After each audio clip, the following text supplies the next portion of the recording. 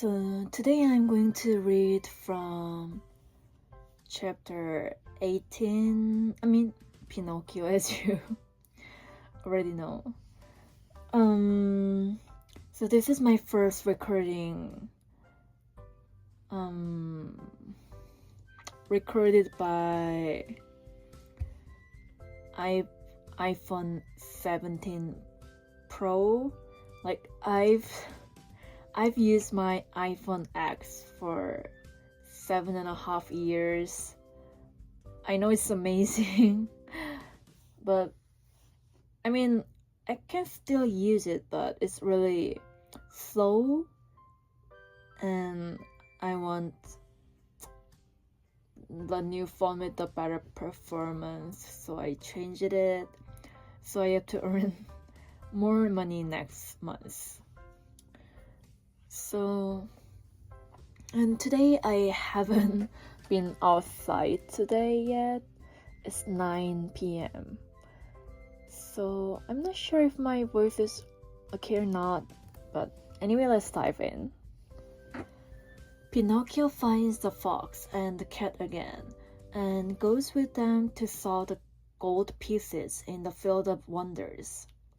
Crying as if his heart would break, the marionette mourned for hours over the length of his nose. No matter how it tried, it would not go through the door. The fairy showed no pity toward him, as she was trying to teach him a good lesson so that he would stop telling lies, the worst habit any boy may acquire. But when he saw him, pale with fright and with his eyes half out of his head from terror, she began to feel sorry for him and clapped her hands together, like this.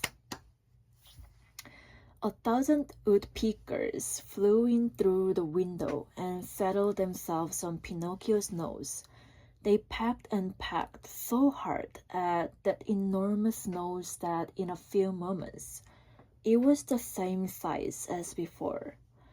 "How good you are, my fairy," said Pinocchio, drying his eyes, "and how much I love you." "I love you too," answered the fairy. "And if you wish to stay with me, you may be my little brother and I'll be your good little sister." "I should like to stay, but what about my poor father?" "I have thought of everything. Your father has been sent for, and before night he will be here." "Really?" cried Pinocchio joyfully. "Then, my good fairy, if you are willing, I should like to go to meet him. I cannot wait to kiss that dear old man who has suffered so much for my sake." "Surely, go ahead, but be careful not to lose your way. Take the wood path and you will surely meet him." Pinocchio set out, and as soon as he found himself in the wood, he ran like a hare. When he reached the giant oak tree, he stopped, for he thought he heard a rustle in the brush. He was right. There stood the fox and the cat, the two traveling companions with whom he had eaten at the Inn of the Red Lobster. "Here comes our dear Pinocchio," cried the fox, hugging and kissing him. "How did you happen here? How did you happen here?" repeated the cat. "It is a long story," said the marionette. "Let me tell it to you. The other night, when you left me alone at the inn, I met the assassins on the road." "The assassins? Oh, my poor friend! And what did they want?" "They wanted my gold pieces." "Rascals," said the fox. "The worst sort of rascals," added the cat. "But I began to run," continued the marionette, "and they after me until they overtook me and hanged me to the limb of that oak." Pinocchio pointed to the giant oak nearby. "Could anything be worse?" said the fox. "What an awful world to live in. Where shall we find a safe place for gentlemen like ourselves? As the fox talked thus, Pinocchio noticed that the cat carried his right paw in a sling. "What happened to your paw?" he asked. The cat tried to answer, but it became so terribly twisted in his speech that the fox had to help him out. "My friend is too modest to answer. I'll answer for him. About an hour ago, we met an old wolf on the road. He was half-starved and begged for help. Having nothing to give him, what do you think my friend did out of the kindness of his heart? With his teeth, he bit off the paw of his front foot and threw it at the poor beast, so that he might have something to eat."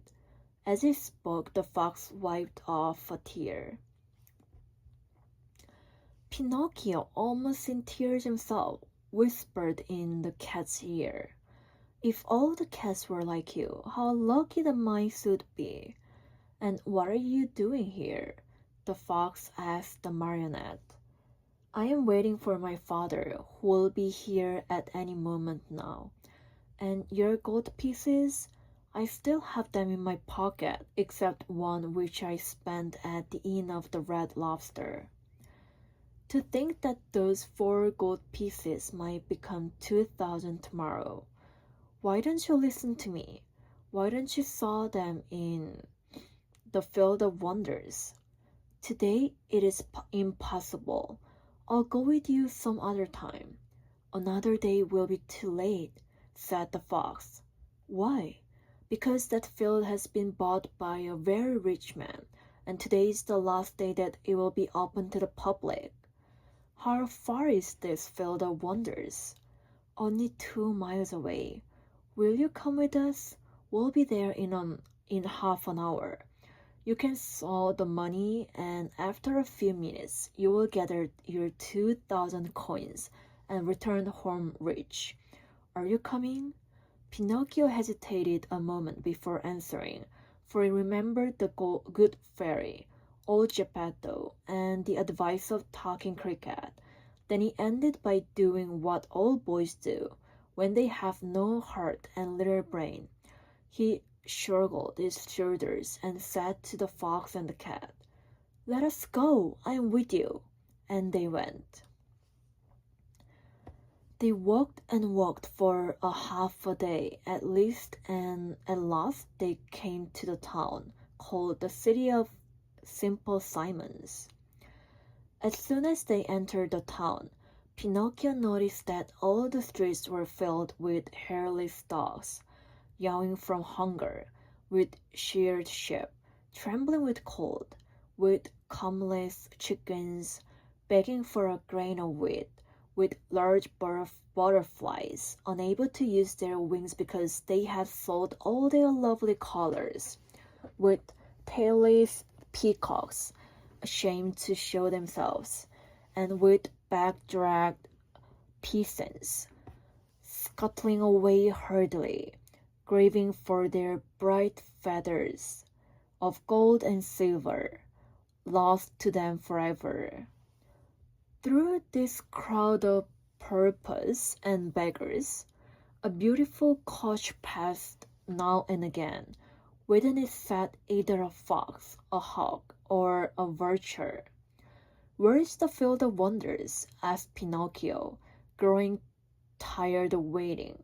"Be patient, it is only a few more steps away." They passed through the city, and just outside the walls, they stepped into a lonely field, which looked more or less like any other field. "Here we are," said the fox to the marionette. "Dig a hole here and put the gold pieces into it." The marionette obeyed. Wow.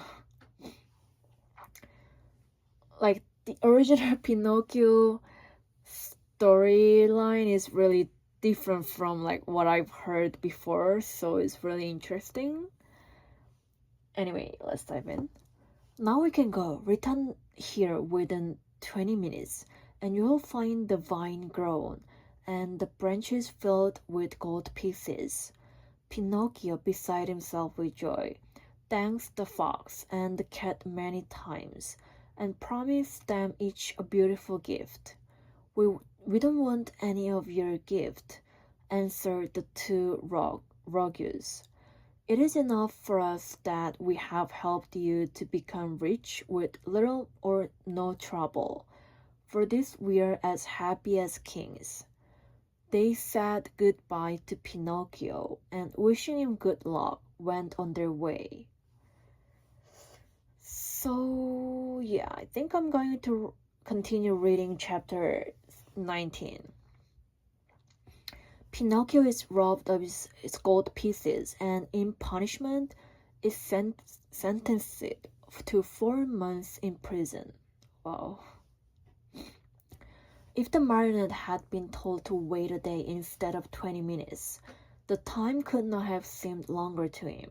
He walked impatiently to and fro and finally turned his nose toward the field of wonders. And as he walked with hurried steps, his heart beat with an excited tick-tack, tick-tack, just as if it were a wall clock, and his busy brain kept thinking, what if instead of 1,000 I should find 2,000? Or if instead of 2,000 I should find 5,000 or 100,000? I'll build myself a beautiful palace with 1,000 stables filled with 1,000 wooden horses to play with, a cellar overflowing with lemonade and ice cream soda, and a library of candies and fruits, cakes and cookies. Thus, amusing himself with fancies, he came to the field. There he stopped to see if, by any chance, a vine filled with gold coins was in sight, but he saw nothing. He took a few steps forward, and still nothing. He stepped into the field. He went up to the place where he had dug the hole and buried the gold pieces. Again, nothing. Pinocchio became very thoughtful, and forgetting his good manners altogether, he pulled a hand out of his pocket and gave his head a thorough scratching.